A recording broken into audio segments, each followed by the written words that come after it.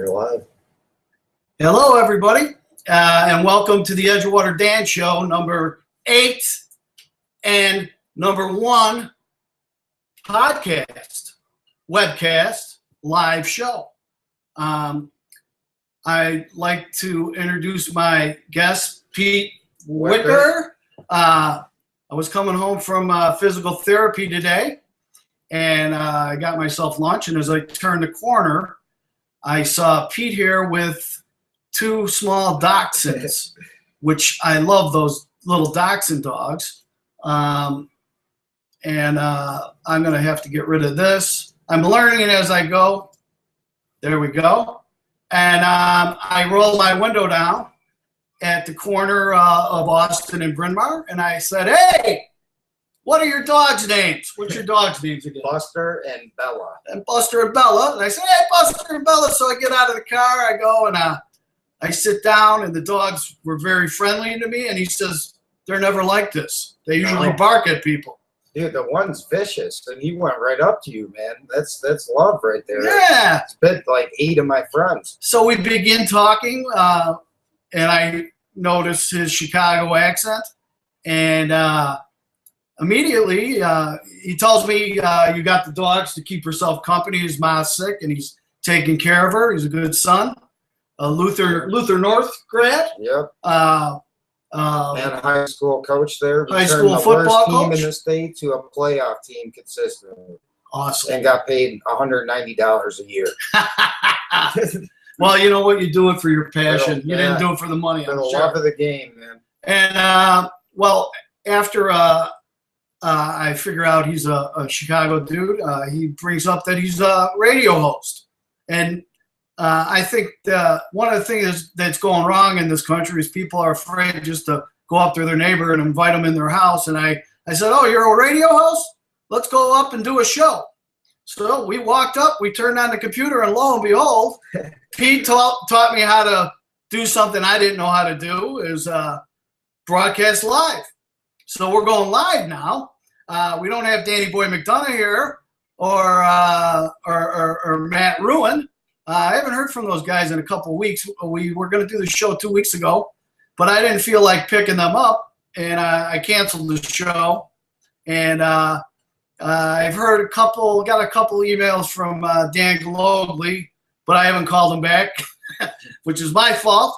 But after the last show, I wanted to step back because I was trying to figure out really what I wanted to do in these shows, and I never wanted to make the show about me. I always wanted to make the show about the person I'm with, and I wanted to have information. I wanted to be a teaching venue and a learning venue for myself, of course. So I want to find out exactly what Pete's about. He brought up. Somehow we got into the paranormal radio because I listened to the paranormal radio coast to coast. Yeah. And he brought that up, and he brought up a couple things that were interesting, and I said, "You know what? I want to talk about this stuff." So tell me what your show's about. Well, the show is titled "The Truth Is Stranger Than Fiction" with Pete Wichert. That's Wichert, and it's basically like a libertarian, independent, political show that kind of focuses on like the extreme news that you would not hear on your local newscast for sure, and that of the mainstream media. I mean, we cover things that they wouldn't touch with a 10,000-foot stick. Well, you know what? It's funny that you bring that up, is because, and I'm not judging my friends. It's just the way the show went. My show went, the last show, and at points. It got a little, I don't want to say too far right, but it got judgmental. And I think that the problem is with a lot of radio and TV and news, there are extreme rights and extreme lefts in this country. And no common ground. Yeah, that's interesting. And that's what my show is all about. Well, I got to listen to it because I think that's the problem in this country today is everybody's running their mouth and no one's listening. And I have a habit of stopping when I talk, and the thing that I realize when I watch these shows, maybe I don't watch them, but I have stopped at new shows and maybe have watched Racial Metal or what's Chris Hayes, but who's the right Hannity, and oddly enough, O'Reilly. Hannity's my cousin Greg was Hannity's. I had met my cousins through my cousin in Scotland. Oh, wow. And I never knew my cousin in Scotland. He found me over related to Hannity? No. Oh. Take it easy. Okay. You got to listen. That's the problem with this country. You got to listen. I was just going to say, hook it up, man. Fox News, I'm looking for a job. You never know. Well, but the thing is, I wouldn't go all the way right like Fox is. But the thing is, my cousin happened to be the engineer for that show on his radio and on his TV show. And when I went to New York to visit him, I went up to the studio and met my cousin Greg. What's up, cuz? And Eric is a police officer in New York, and my first cousin, their father, Jimbo, he's a staunch Republican. I see his stuff, and my friend Andre and him always talk, and I don't necessarily agree with the stuff they say all the time, but sometimes I do. I don't agree with anything either party says. Jesse Ventura says it the best. It's almost like pro wrestling. These guys act like they're big enemies, like on camera, and behind closed doors, they're doing deals. They're playing golf. Right. They're best buddies, and they don't focus on any issues that really matter. They seem to agree on these like pivotal issues that could go one way or the other, and they disagree on minute, petty things. Yeah, and I would think that's really how all politics goes, and I think it's not. It's a false paradigm, in my opinion. Well, it's been like that since the beginning of this country. Yeah. I got news for you. Yeah. And it's like that in the city of Chicago too. And I don't necessarily think it's wrong. It's the business of politics. Yeah. And I see, we have the election going on right now. I put up who I was voting for. But you know what? I even stepped back from that and just to listen some more. But for the first time, I actually went in the voting booth, and I didn't know who I was going to vote for, but I leaned the way I thought was best. But barring from that, this isn't an endorsement show. I did invite one of the candidates on, but I never heard from them. It might have been worth their while. But I asked which one? No. The thing is, well, this is why I don't want to say that, because I don't want anyone to judge. No, it's your private decision. No, I don't. The thing is, I believe in politics is too many people are just judging off the sleeve, off the cuff. How they look. Well, yeah, Chewy and Rom. You know what? Either one of them will win. We're both going to continue moving forward. Why? Because, like you said, the city is made on deals, and whoever gets in that chair is going to have to open the books up. And I'm sure Rom has opened the books up. What Chewy is saying is he hasn't shown us to. You know what? I never asked to see the books, but we're still gonna have high taxes. We're still gonna have nothing's gonna change, and I'd even be shocked if Chewy actually does take the camera lights out like he's promising and basically running his campaign off of, because you're stepping on the toes of the Office of Emergency Management, a big part of the revenue. There's a lot of the companies that we have contracts with that are building these things. So even his own promise is almost I think he is going to stop them right away. But possibly for revenue, but they still be working for advertisement purposes. I think if Chewy happens to win, he'll stop him. But I got the thing that he has to do. He can say, "Oh, I'm going to stop him," but I believe that he'd have to get the vote through. Yeah. The city council. City council would have to vote it through. The city's separate from the state on it as far as that. Although it is in almost every town you go to, there's cameras now and speed lights. Yeah, and it's all about revenue. And I wouldn't say just come out. I kind of like the no quota thing, though. Have What's you that? noticed that the cops have been very just ever since they ended the quota system? it's like they don't harass you and write you petty tickets, you know? Well, that's because, listen. And that's because they're making money from these cameras. Now, I'm pro-police. I am too. And but there are your bad seeds. There's bad seeds everywhere. Everywhere, yeah. Well, you know what? The media just blows them up more.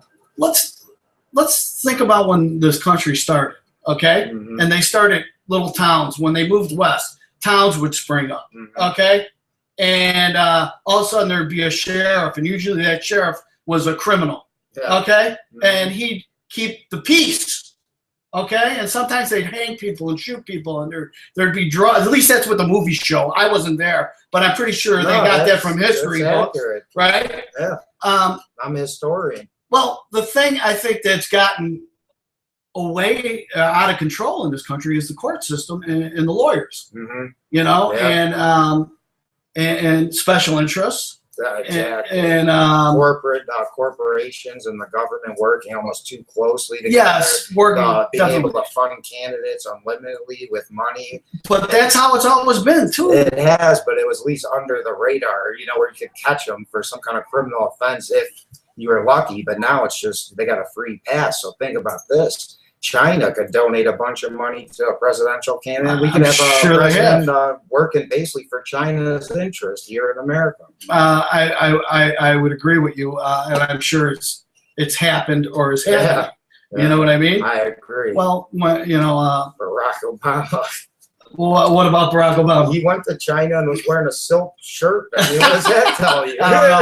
Yeah. Well, I'll tell you what. I voted for Barack Obama the first time. I didn't vote for anybody the second time. So I'm a Chicago Democrat. I don't believe I don't consider Barack Obama a Chicagoan. Although he's been here since, 1983 or whatever. He doesn't talk like you. It's a claim. I knew you were from Chicago the minute you opened your mouth. When I went to California, everyone knew after 2 words, like, you're from Chicago. I didn't even realize it until I went out there. You know, and I'm not necessarily a Barack Obama hater. Sometimes I am. But you know what? Every president that's been inside. It's rough. But every president that's been inside the he made too many promises, man. Come on, and didn't fulfill any of them. But that's exactly how you run for government. You know what I mean? That's what they do. That's true. They run their mouth. They pitch what they're gonna. And Nixon, peace, right? Yeah, exactly. I mean, that's the way the ball bounces. And I got to be honest with you. I can't wait till he's gone. But what's I also, on the other hand, I can't wait. Listen, let me finish this thought. I can't wait till he's gone. But on the other hand, I don't like the way he's been treated. No. I think that the presidency should be treated with respect. I think that the letter that was sent to Iran was treason. And I'm not going to say Democrat, Republican, but it was treason. And what do you think of the Bo Bergdahl, where he dealt with terrorists for the first time? Tell me what that's about, and tell everybody else about it. If anybody's listening, say hi. We have one viewer actually right now, so thank you for tuning in. Hey viewer, where are you? And yeah, there should be a comment section. So we have one viewer. Yeah, one viewer right now, but it'll be on demand for anyone to listen to for years to come. Oh wow! But basically, what we had, everyone knows that we didn't negotiate with terrorists ever. And here we have this guy who I know, Staff Sergeant Joe Biggs. Basically a war hero, has a Purple Heart. This guy deserted his unit and went to meet up with Al Qaeda. Okay, purposely. And Obama exchanged. Oh, this guy that they just put in jail for life. Well, they actually got him out of imprisonment for 5 of the worst terrorists. That was part of the Snowden deal, wasn't it? No, and this was. What was the deal with this? This was actually like this guy. You can tell I don't watch the news. This guy basically just went AWOL. He got captured. He thought it'd be. He was in prison for 5 years. And he was held up. His dad came out with a big beard and was speaking Arabic at the White House. Then the next day, all of a sudden, he's released for 5 of the worst terrorists that were getting. Right, that they did the trade with that. Yeah, and that's, what his dad had a beard like a terrorist. He was like very sympathetic to Al Qaeda. Well, because his son was being held hostage. Well, that's what a lot of people thought, but actually his son wanted to go. Who was with him? See, now this is the first time talking about this. I haven't watched any of it. I've seen it on the news, but I don't watch the news. I change the channel. I turn on Pickers is what I do. There's a guy that we know that actually is in his unit. He just walked off. So he was with him? That's what I was going to ask you. Who was with him when he went AWOL? Basically, he was on patrol with one other guy, and he ditched the guy to meet up with Al Qaeda. Right. And they didn't treat him too well. No, they didn't. No. But why did we have to get him back? Was he a CIA asset? I don't know. You know, that's what we got to ask him. Maybe. Usually, weren't you killed for going AWOL? That's what I mean, or court-martialed at the very least. Well, I'm sure he's been court-martialed. No, they gave him a desk job. He's not. He didn't go to jail. No. Wait a minute. He's been tried, right? No. He hasn't been tried yet. They said his mental health was. They said the reason he did the deal, Obama said, is because he was on the verge of death. Wait a minute. Although the doctors basically contradicted that. Aren't they appealing that at all? No, it's just swept under the rug. Well, this has been within the last month. This was last summer. But all this, I know this mental health stuff just came out. Yeah, there's the other been day. stuff leaked and things like that. Right, because once I saw that come up, I went, "Oh, this is going to be another." Yeah, they're claiming he is crazy, so they're not punishing him. But that doesn't get anyone out of murder. You know, you still gotta serve time. Like right. So this guy should be at least, like you said, brought to trial. But no, instead we give up 5 of the most dangerous guys who are actually a big reason why ISIS is on the rise in the Middle East. As the leadership of Al Qaeda that was even more radicalized after being tortured at Gitmo for God knows how long. Right, absolutely. We never would have had an open Gitmo. It got out of control, and I think like any war, we went into Iraq for business, and there's no way around it. And it's funny how I think that a great part of this country is just in denial. It's like we're stuck with it. What do we do? We can't do nothing about it. Well, that's not true. I know that. You're doing something about it right now by discussing this. Exactly. Well, I think the problem is a lot of it isn't discussed. It's on news stations. It's not a discussion. I think even if there's one guy telling the news and trying to ram his point of view down your throat, that's not a discussion. No. It's not making you think about something. It's trying to brainwash you. Implying that he's correct and that you have to listen to him, and that's it. And that's the thing. I mean, I'm sure Hannity, I might like the guy. I don't know. I don't know him personally. But it seems like even who's the other Irishman? Bill O'Reilly. Bill O'Reilly. I watched him a little, but suddenly he bullshitted everybody. Excuse my language, but I think they're playing a character like Howard Stern. Oh yeah. And I don't want a character if you're giving me the news. You know what's scary is this is what Nazi Germany did. Is that they controlled the media via propaganda. Right. Joseph Goebbels was, one of the founders of it, Edward Bernays. And the people that have basically running these companies know that. They know what buttons to push. They get your Megyn Kelly, another Fox pretty girl, right, to tell you what it is and not let you use your mind and find out what it is and objectively make your own decision. Well, I think that's a lot of the ways, what they're doing with and that's how they get away with dealing with terrorists and sweeping it under the rug. I think yes, and I think they're doing that with guns too to scare us. Look at that. Oh, that's nice. Pistol Pete. Pistol Pete. Yeah, it's in the smoke. I think of Pistol Pete Maravich, but let me tell you, I think that I have a lot of good friends that I see who post who I love, and they're anti-gun. And but I think what really brought a red flag up for me is my new cameraman from my film company, Elvis. I met and I've been working with him for a couple of years, but we're going to be getting to work closer He's from Yugoslavia. Mm-hmm. And he basically opened up to me, which I won't repeat what he opened up to me with, but I will say one thing that made me think about what he said. And he basically said, not basically, he said during our conversation about the war, at one point they told everybody to get rid of their guns and everything was going to be peace, peace, peace. And then they took them over. Now, he's a Bosnian. And I don't know if it was. It's so. I wanna learn more about that. That's the dirtiest trick, oldest trick on World War I. They would do that. Like the Germans would play in an English voice. The war is over. We are friends. And certain people would buy it. They come out like with no, drop your weapons. They come out like, hey, and bam, right. Just like they say Silent Night, and then led an offensive in World War II. They have shootings left and right on TV on the west side, and video games implying it's cool. Yeah. And then they wonder why. And then SSRIs, serotonin reuptake inhibitors. What's that? It's basically like antidepressant.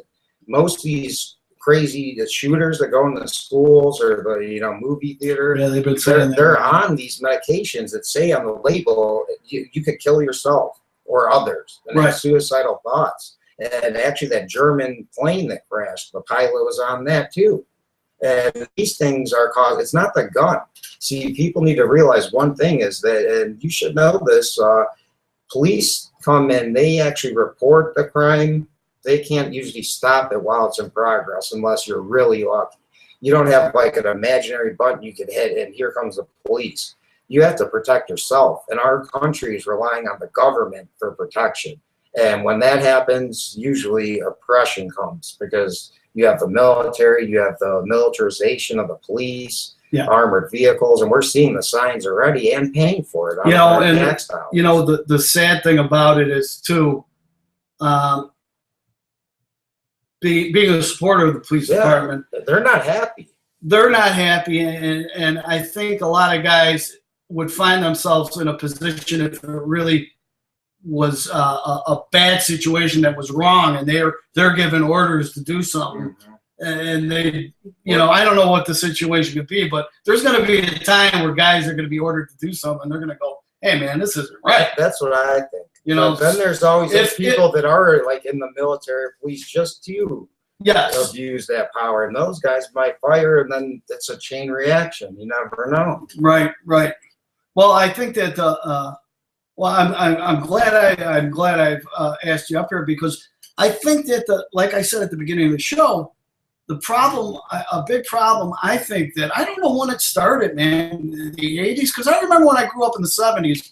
Everybody knew each other, and I grew up with a lot of Irish people and a lot of Cubans. I grew up with a ton of Cubans, and so a lot of socializing. Well, yeah, exactly. But everybody knew everybody, and everybody was in each other's houses, and I think that it's changed. It has changed because look, I just 27, same thing. Right, but I was just walking on the street and I saw you. And I think people are just. A lot of people have run away from you. People are afraid of people. Yeah.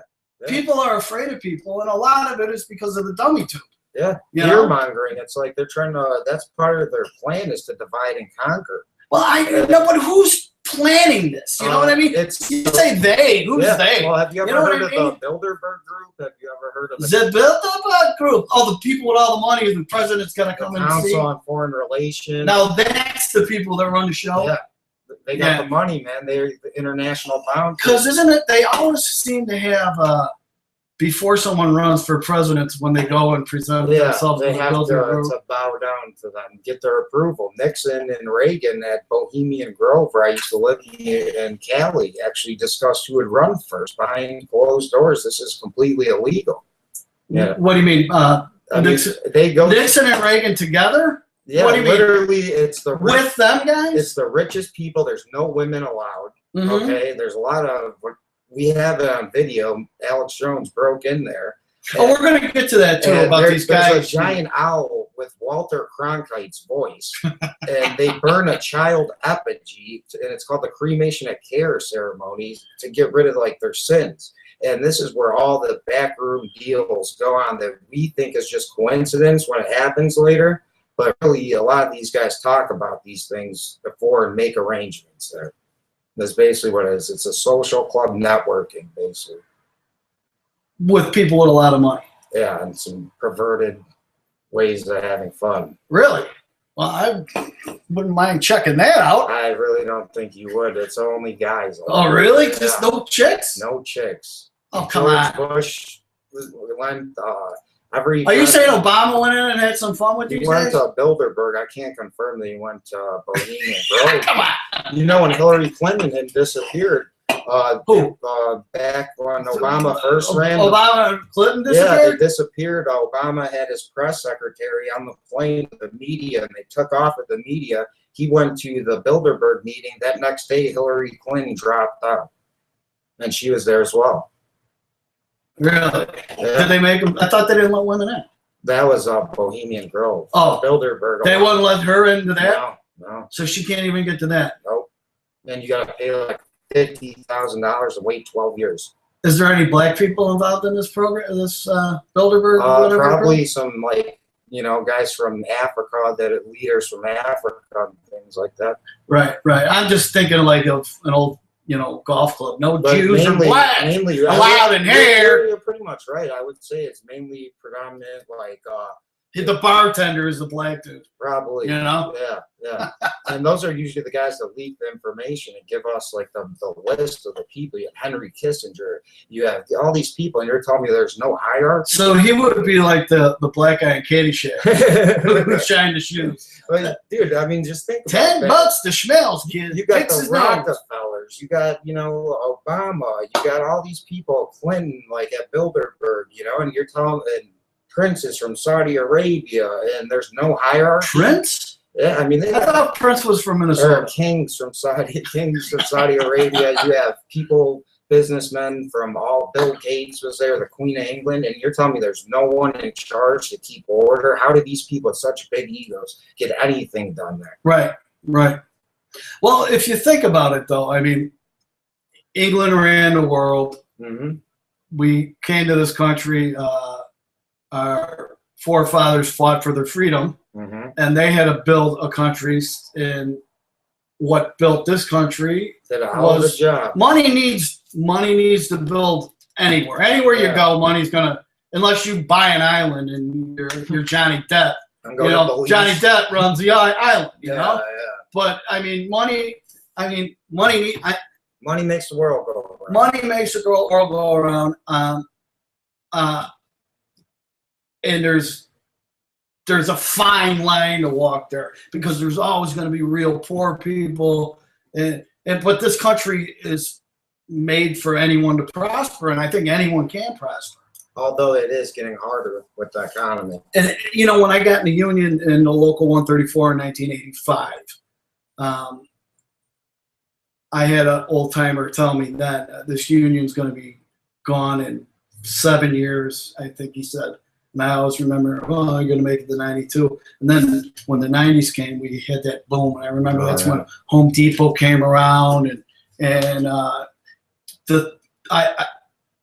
I've seen people bring up NAFTA, which every person organized labor was against. But who put it through? The Democrats. And someone said to me the other day about Rahm Emanuel that he drafted that NAFTA agreement. And I know Bill Daley came through to push it through. But that brings the next thought up is, no matter if it was a Democrat or a Republican in there, it still would have got done. Yeah. It would have got done. And when a Republican say, "Oh, the Democrats put the NAFTA in," well, it still would have got done. Yeah. You know what I mean? To back your point up, Newt Gingrich just came out saying, "Oh yeah, I think Obamacare is good." This guy, like a couple months ago, was a bitch.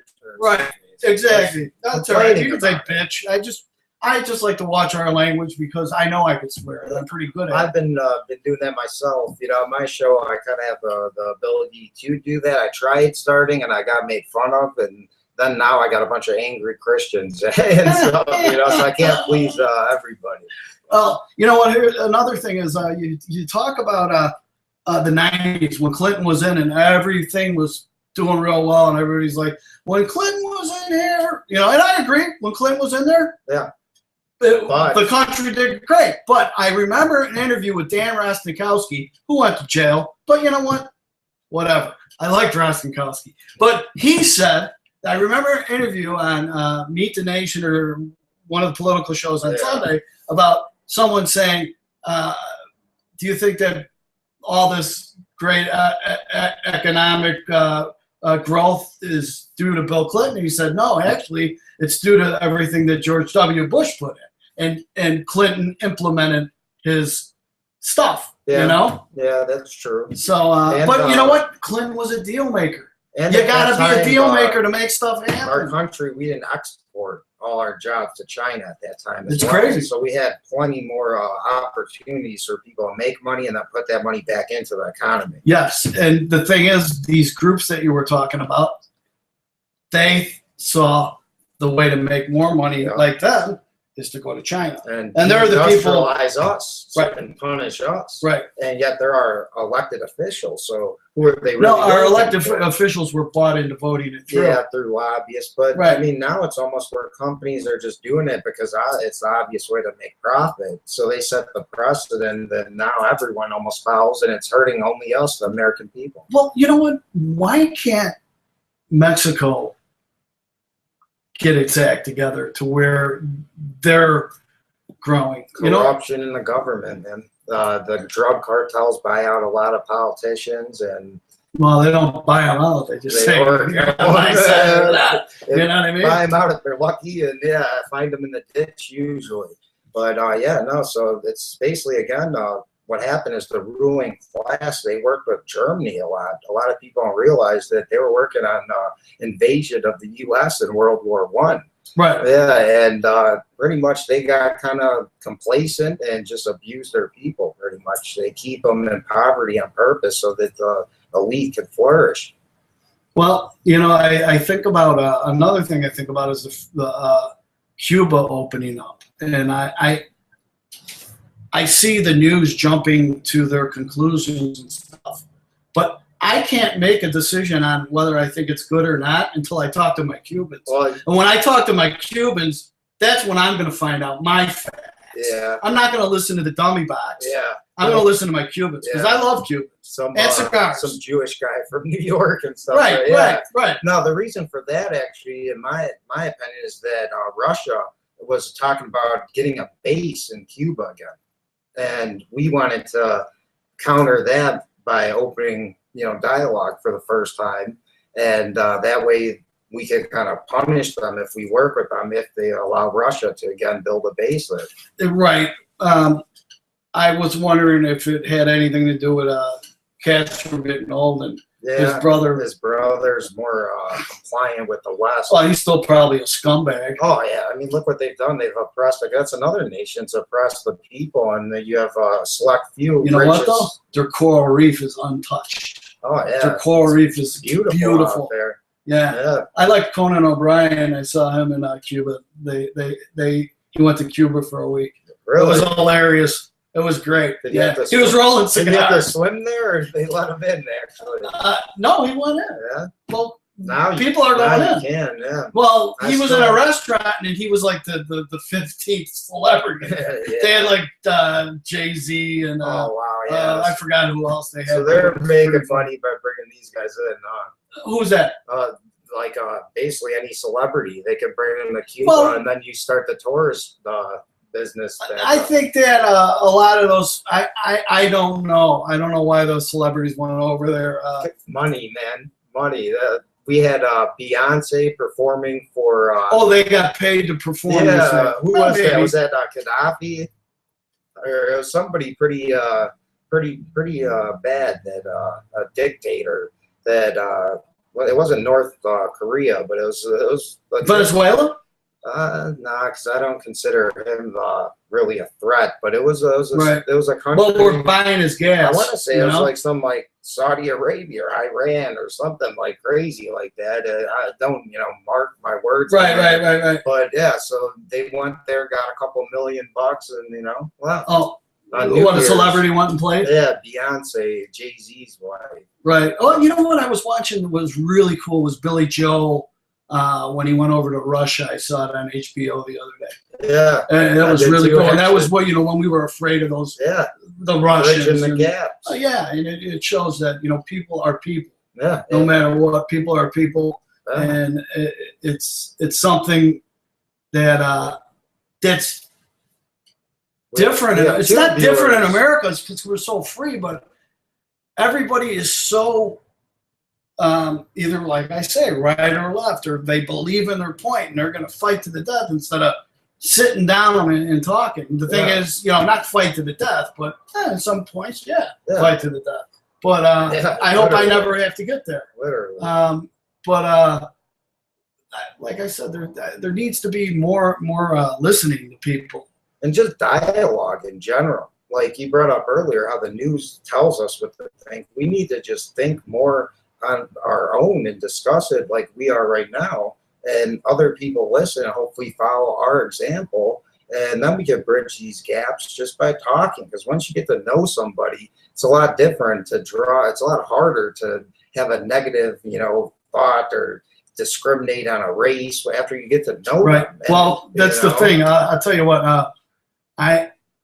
I was brought up by a police officer. My mother's father was a police officer, and I don't consider myself a racist. I'm not going to tell you I never said the N-word or heard the N-word. Okay, but I'm going to tell you one thing. I never was afraid of black people, and I never was afraid to getting to know black people. Same here. And I've studied, I've worked with, and I fought with some of the finest African Americans I could ever want to be with. Yeah. And there's good people in this. My dad said this to me, Danny. There's good people in this world, and there's bad people.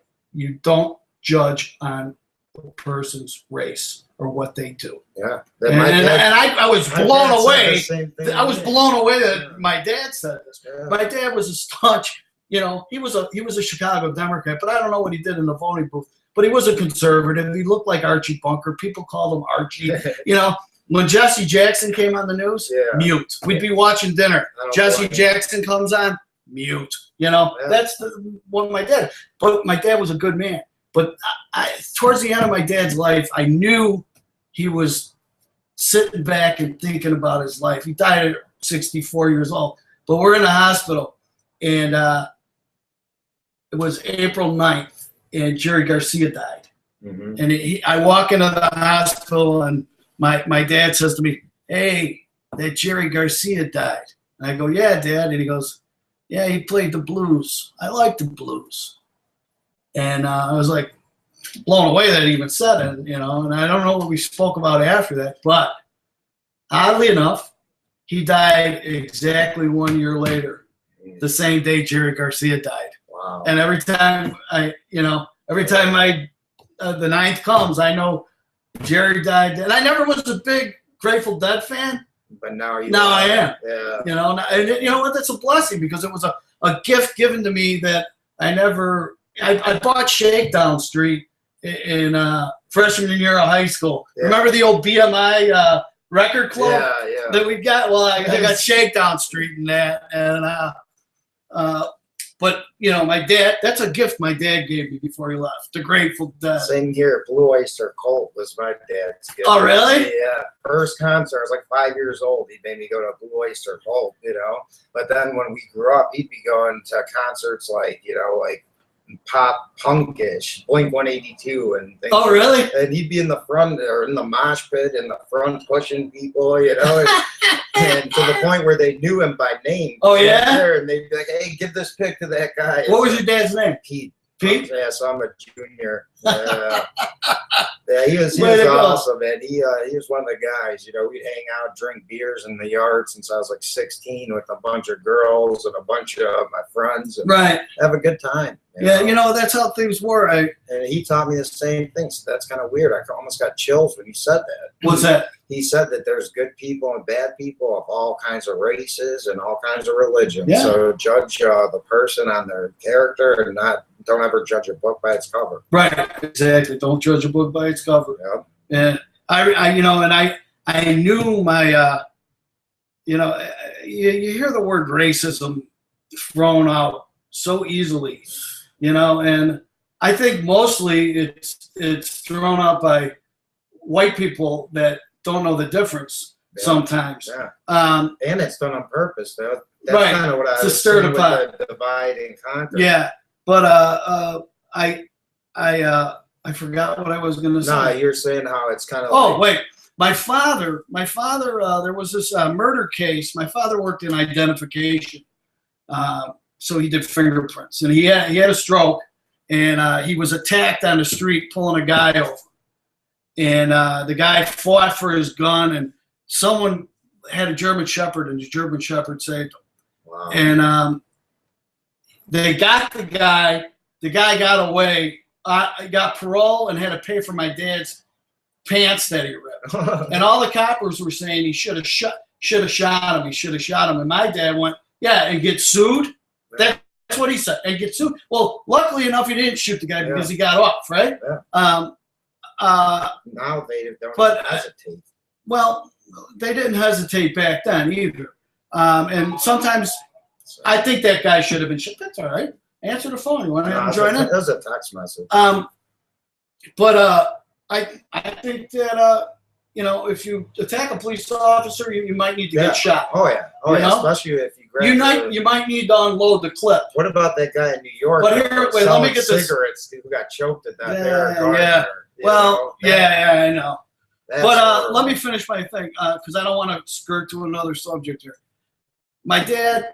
I forgot the kid's name, but he was found murdered at Sheridan and Pratt, and his body was found in the dumpster in the alley there. And my dad had always took care of the kid on the streets.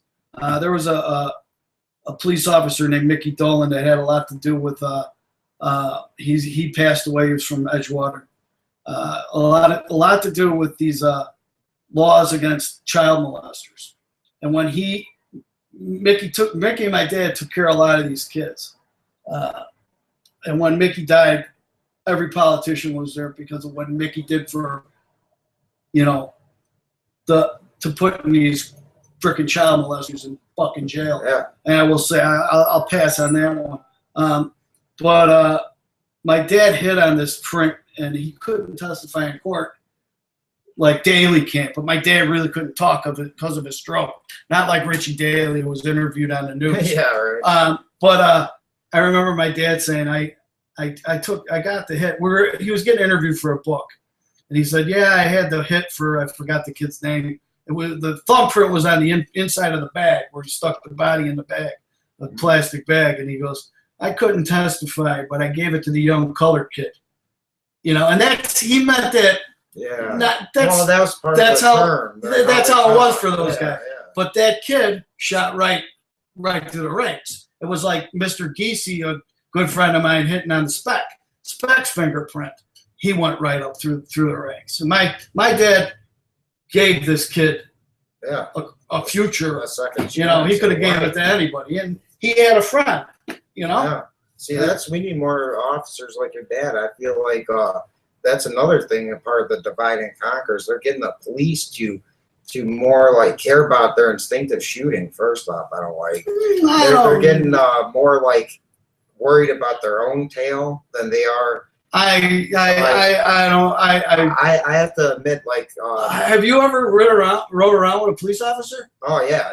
I've worked with my buddy Steve. I coached with, worked on the south side. And, right. Yeah, I went with them one day to try to recruit a kid actually. And recruit a kid for football. Yeah. But what you're saying, you believe your friend Steve was like? No. Well, he tased someone. Good. Killed him. Oh, he killed him? And he's like. But was he attacked or no? And he's like 6'3", 250 pounds, and he had no remorse about doing this. So I said, "Why don't you just like tackle him and cuff him?" And I didn't know he had heart browns. But why did he have to tase the guy? Because he didn't want to tackle him. No, but was the guy? I've been in a lot of circumstances where I've been. The guy turned around to run, and instead of just tackling, tased him, and he ended up having like a heart condition and died. And he got off. And this happens a lot more. It's just not, broadcasted. And I mean, for instance, a guy in Albuquerque, New Mexico, was camping. First of all, I'd like to say, I don't think you're. What kind of friend are you if you're going to say that? They shot him about your friend. No, he's not a friend anymore. We had some. Oh, so your old friend. He doesn't like my take on your old friend. Because I asked him right to his face, why didn't you tackle him? And he had his jaw dropped because he realized he was going to get that in court. Oh, really? Yeah, and he got mad at me because I talked about it on air. But I wouldn't have tackled the guy. I might have tased him. Well, I don't know. I wasn't there. I wasn't in his shoes. 16-year-old kid. He was 16 years old. No, I would have let him go.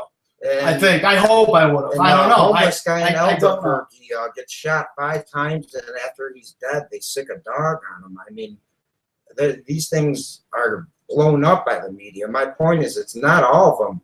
80% of police officers, 90 maybe, are really good people, but that 10% get, brought up on the media. I would say maybe 2%.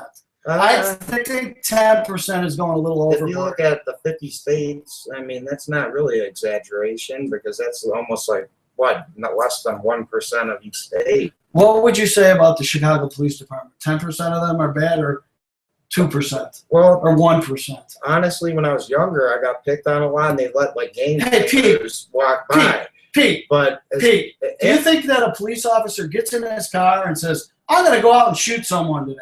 No. No. But I think that sometimes they're worried about themselves getting hurt and don't take like you should the actual their job. Your safety is first.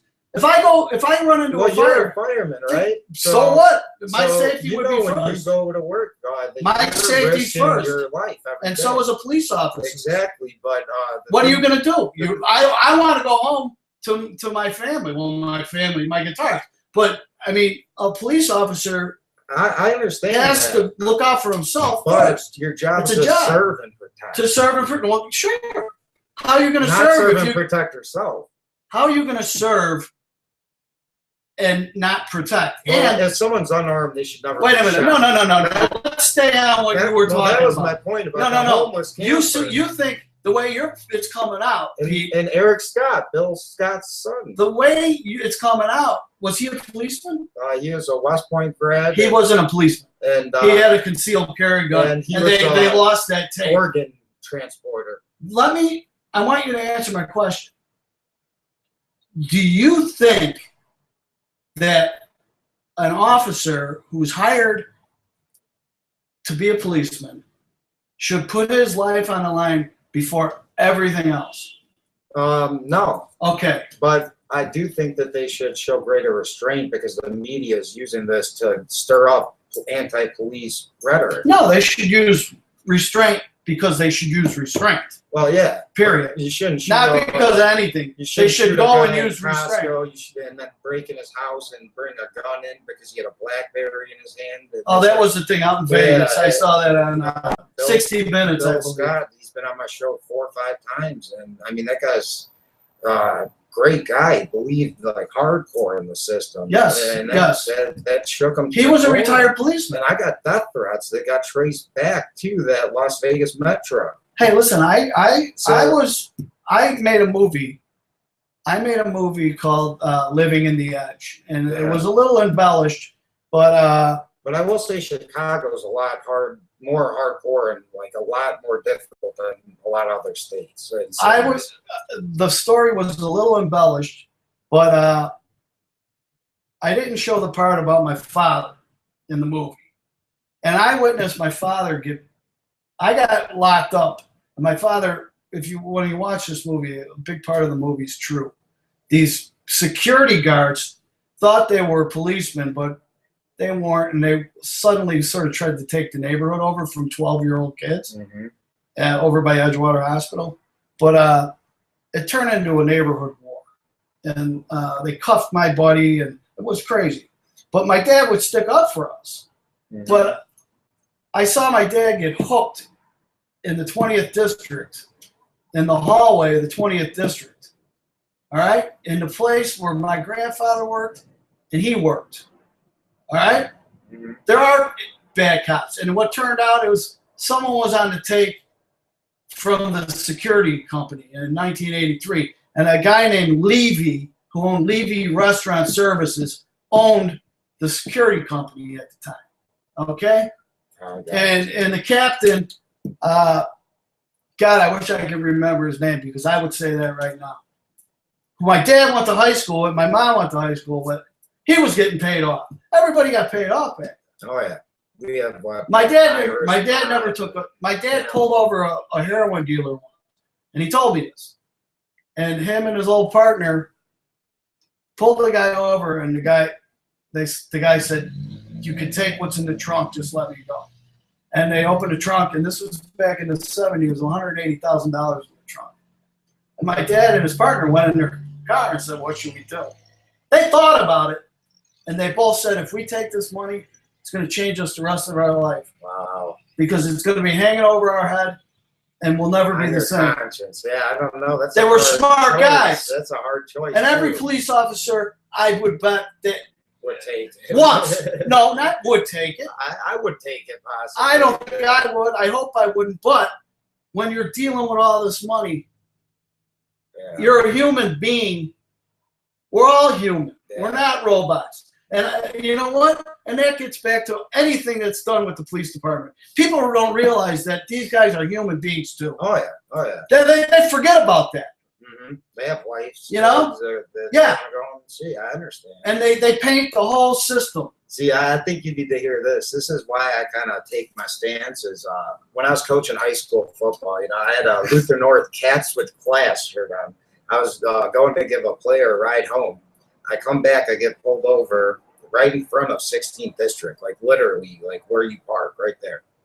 And they accidentally, two narcotics officers asked to search my car. I had nothing on me. I wasn't worried, so go ahead. They accidentally took my key. That was my only key.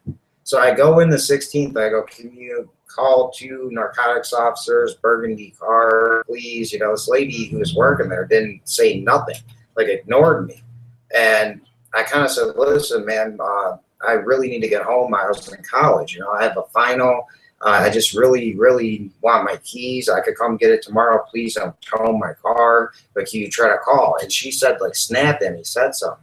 So I go out to have a cigarette. Who said that? The lady, yeah, the lady worked at the front desk in 16. The police officer that was yeah, woman. So I didn't think. I mean, there's nothing disrespectful said. I go, I take one drag, I get a nightstick in my ribs. Then I'm cuffed. I had a gray shirt on. It was yellow afterwards. Where were you having a cigarette? In front? Right in front. Yeah, like obviously 15 feet away, you know. And I was cuffed. Then they started beating me up and stuff. They were slamming my head into the holding area, threw me down the stairs for what? And then listen to this. So I tried to trick them. You know, Walgreens is across the street. I had pictures of all the marks. And I figured, you know what, I got court at Grandin Central because I got charged with disorderly conduct.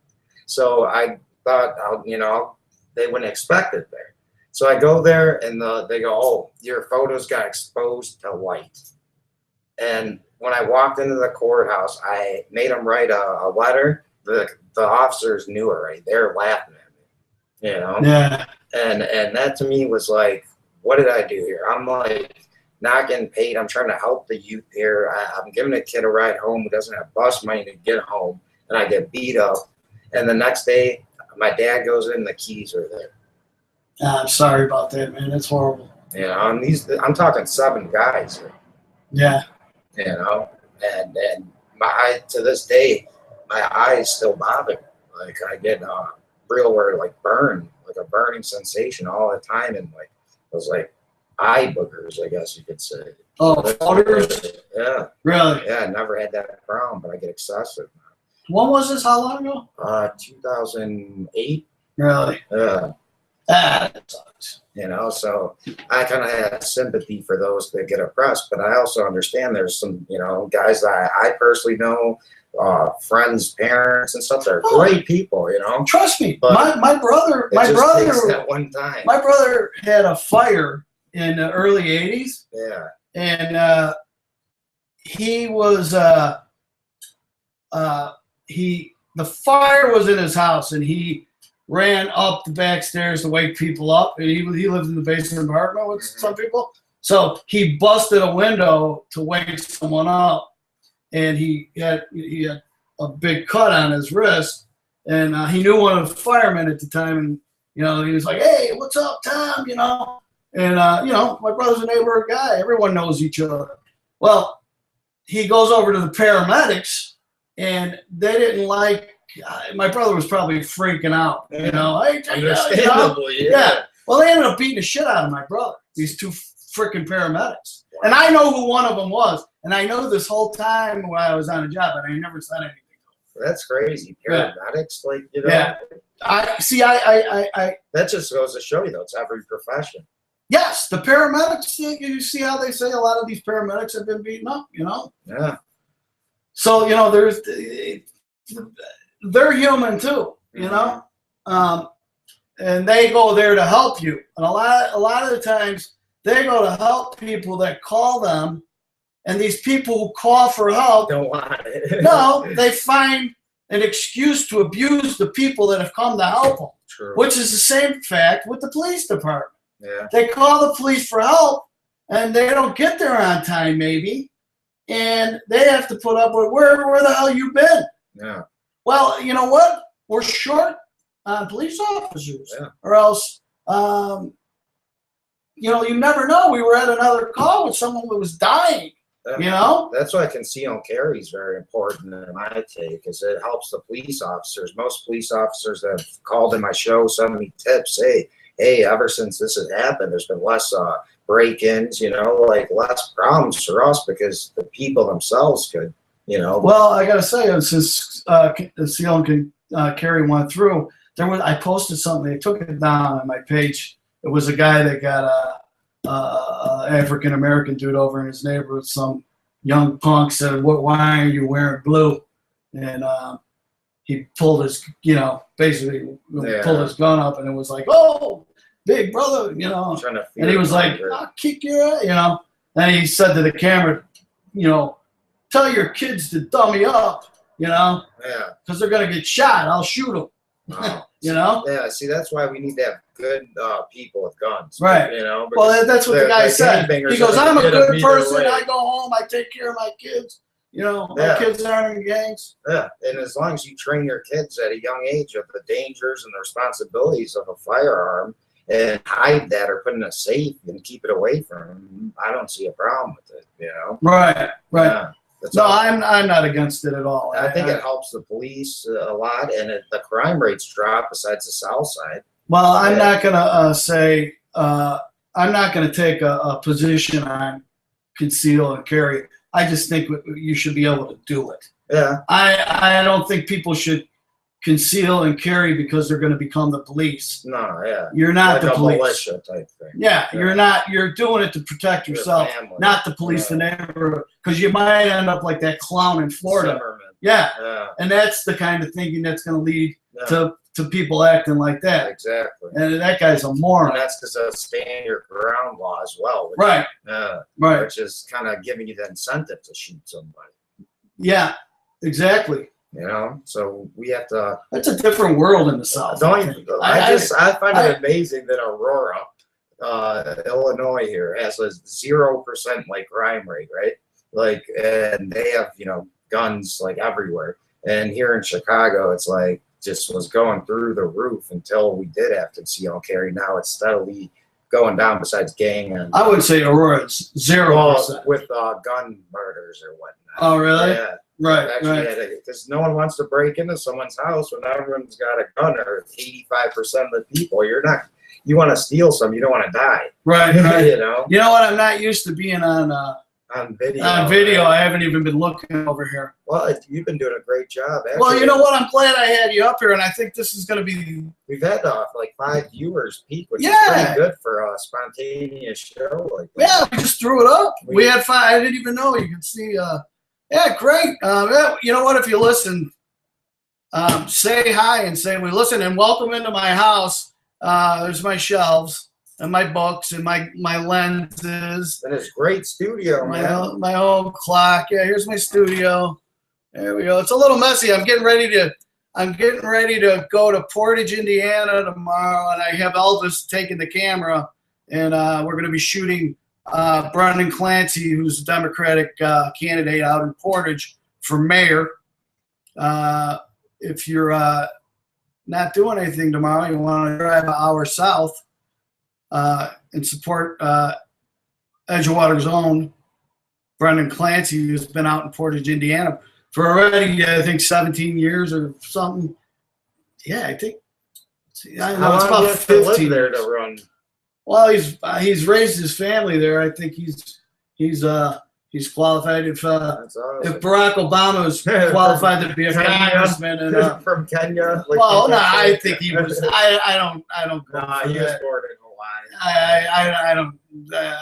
I think they wasted a little bit too much time on that. That was just so they didn't look at all the other things he was doing. It was kind of a smokescreen. Well, I think we wasted a lot of time. They wasted a lot of our time shoving that down our throat. Yeah, and that's the thing that I'm talking about at the beginning. Yeah, they're going to find out what they want to shove down your throat, and they're going to keep doing it and doing it. It's like when something happens and they keep showing, like when 9/11 happened, they kept showing it. Imagine being a family member. Yeah, I know. So I think we're going to end it at that. This is my spontaneous grab the guy off the street who happy. You know what? Don't be afraid to say hi to people on the street and be friendly. Yeah. You never know who you're going to meet. And I was blessed today, and I say blessed because I'm a Catholic, not a. And I actually enjoyed this like way more than my own show because I never have any dissenting opinions or disagreements slightly, and I like to talk things out like that. Right. Well, I especially because we just met too. Yeah. It's pretty good. Maybe we'll do it again. And thank you for teaching me how to go live. We're gonna sign off, and I guess someone's calling me right now. I wonder who's calling me. Who's calling me? Are you watching me? I have no idea if anyone's watching us, if this is working or not. Viewers. So this is like live? Yeah, this is live on YouTube. You could pretty much search a show and it'll pop it right up and you click it. And wow. Here's my to-do list right here. You see some of my movie ideas that I got. I'm not going to share them with you. If you were looking in the back, you could have stole my movie ideas. But Dan Burns is supposed to be getting back from France, and we're going to continue with Out of Touch and finish that movie up and get to editing, and hopefully it will be good enough to put out. I'm also going to finally get back to editing, and I'm going to officially release Living in the Edge. Nothing happened with the Project Greenlight because I didn't put it in on time. I edited the thing for 3 minutes, and I was a day late, so I didn't get it in. But you know what? A lot has happened to me over the last year and a half when most of my friends have known becoming disabled as a fireman. But I've had a couple bad days with my back. I'm not crying. I had to go into the doctor today because my pain, I got burning in my feet. My lower back screwed up. Pain was up to 8, so I had to go in and check in and do some therapy. But and thank God I did, because I wouldn't have met Pete. Pete, it was great to meet you. Yeah, and maybe we'll have you on again. And thank you for showing me how to do this. I'm thinking that maybe this is the way to go. With it is the way to go. It's the future. You know what? I'm wondering if I could plug my cameras in here too. You could have external cameras. That's how we do it at the studio. And can I give a quick pitch for my show? Oh yeah, please do. I'm a local radio show host here. I've had big guests actually for a small outlet that I actually am on. I've been on air for about a year on Slam Internet Radio. The show is The Truth is Stranger Than Fiction with Pete Wichert. That's Wichert.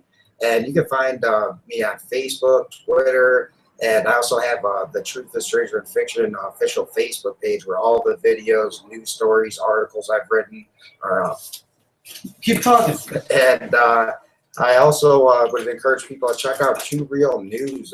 It's a website we just developed where we take basically all perspectives. We have feeds from the Chinese news, the Russian news, the Washington Post, libertarian sites like Drudge, and we basically go through all this and kind of draw our own conclusion based off of the bits and pieces of facts you get, besides the spin that each network or outlet wants to put on it. And we go live at 6:30 p.m. Central Time. And if anyone would like to call in, you could call in at 1-773-657-3341. And I just want to say again, thank you for having me on. 773 what? 657-3341. 3341. Yep. Pete, spell? Wichert.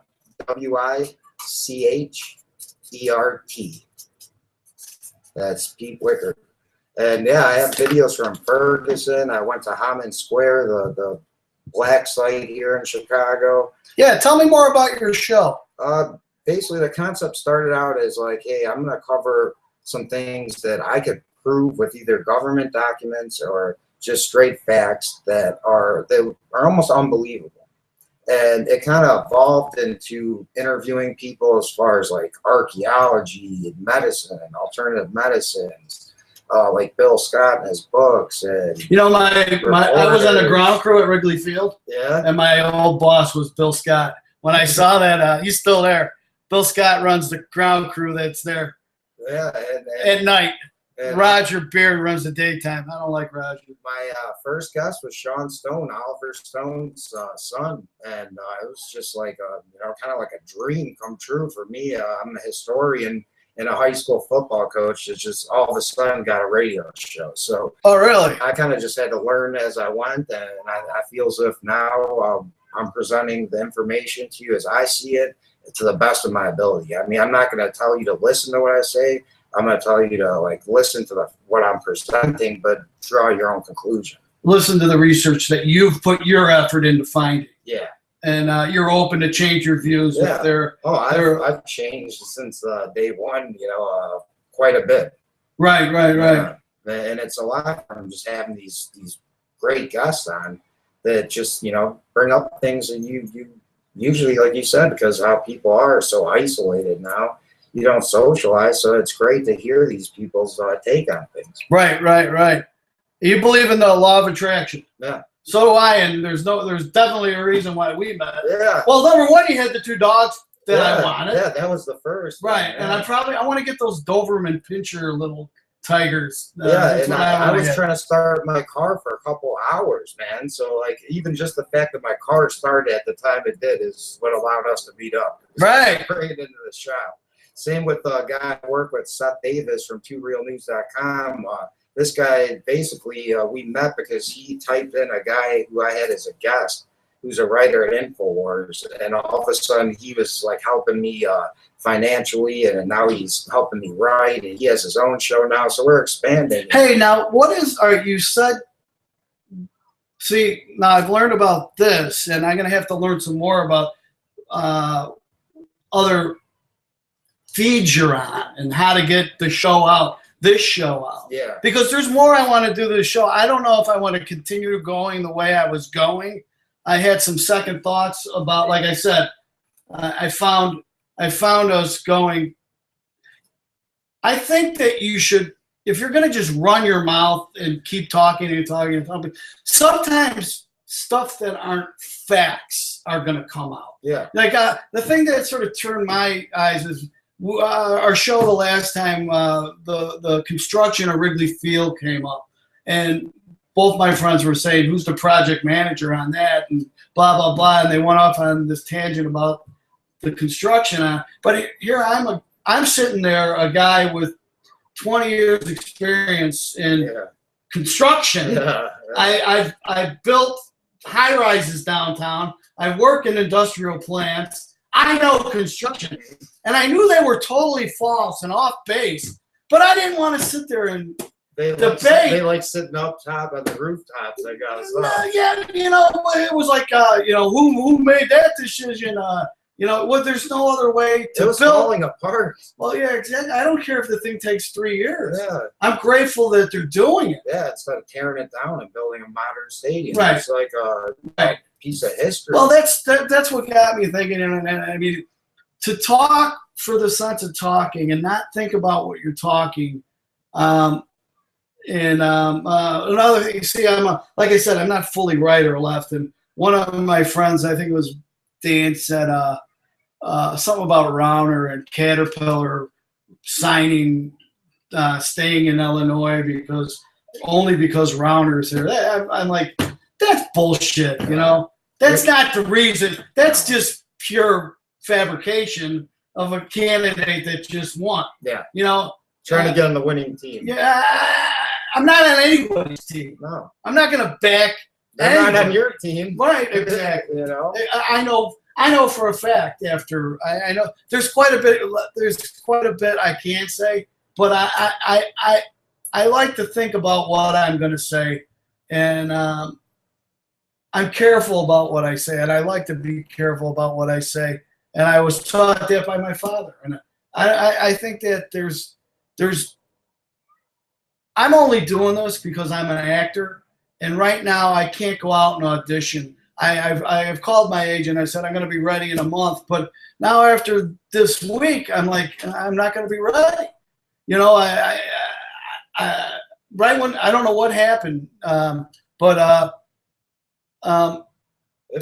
did this to be creative, to keep my mind working. I picked the guitar up again.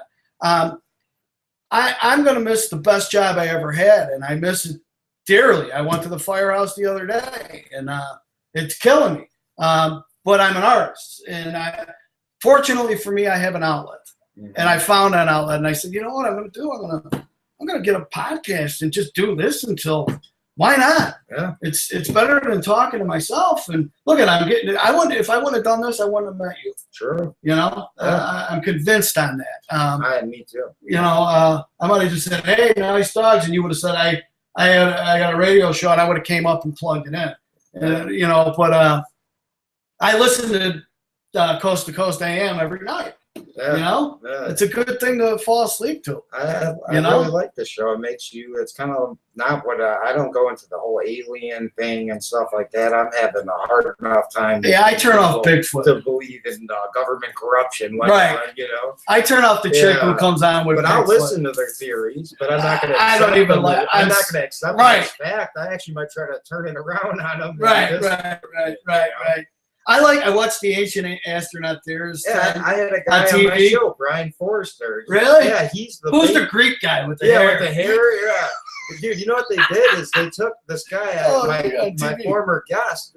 They basically took his theory that man was smarter back then and built these things, and then a big obviously we had the Ice Age, the dinosaurs are wiped out. Yeah, things happened. So he was saying that we were a little more civilized and had pretty much good tools, got wiped out, and then we found the remnants, and they took that and said the aliens built it. And, and he never mentioned aliens. I saw something the other day with a man writing on dinosaurs and stuff like that. Yeah. Because they had pictures of that. Yeah. So they say now they're going, man, ancient astronaut theorists think that aliens came and just ancient astronauts wrote on dinosaurs. Yeah, just like some of the stuff. I can watch that shit. I laugh. I can watch it all day. That's like that guy's hair is humorous. Yeah, actually, but just some of the stuff they have no basis to draw a conclusion. You know what? We could both be ancient astronaut theorists if we wanted to. Oh yeah. Because all you could say is I have a theory. There's a blood moon the other day seen in Colorado. It was probably an alien being. I mean, that's just the kind of way they draw their conclusions. Yeah. They don't give you any reason why. They just say it was aliens. Moses was, told him to build the ark by ancient astronauts. Right. And you could find this picture on a tomb thousands of miles away, and this proves it right here. You don't even. Oh, who I like is that guy on the American history. Yeah. That's going and finding the lost. Knowledge is power. That show. No, the Christian dudes though. Oh man, nice Catholic guy that supposedly came over here, or they did. Before Columbus. Are you talking about Scott Walters? Sure. Yeah, I like that guy. Yeah, I tried to get him on. He didn't answer. But oh, really? Yeah, I like him too. He gets criticized a lot, for that. Brian Forster's the same way, Well, I'm going to have my friend Tom Noski. Noski, I hope you're watching this.